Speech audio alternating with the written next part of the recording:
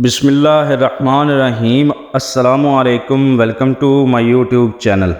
آج ایک اور سبق آموز سٹوری آپ کے لیے لے کر آیا ہوں، جس میں ہمارے لیے بہت اچھا ایک لیسن ہے۔ اسٹوڈنٹس نے ٹیچر سے کہا، سر آپ ہمارے ساتھ کرکٹ کھیلیں۔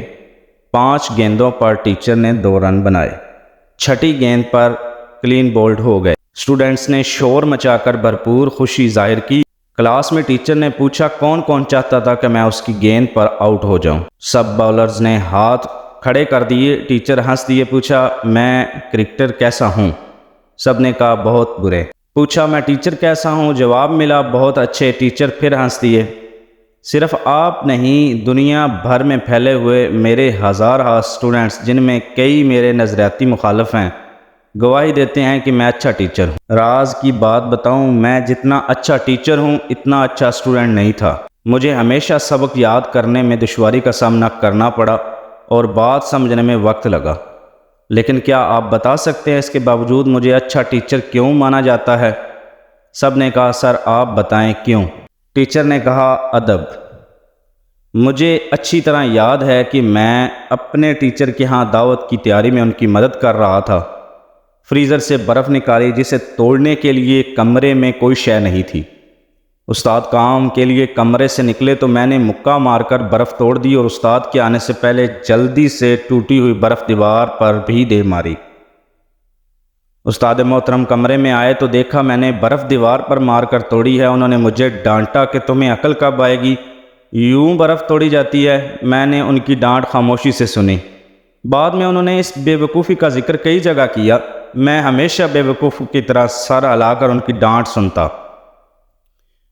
انہیں آج بھی معلوم نہیں کہ میں نے برف مکہ مار کر توڑی تھی۔ یہ بات میں نے اس لیے نہیں بتائی کہ وہ ایک ہاتھ سے معذور تھے۔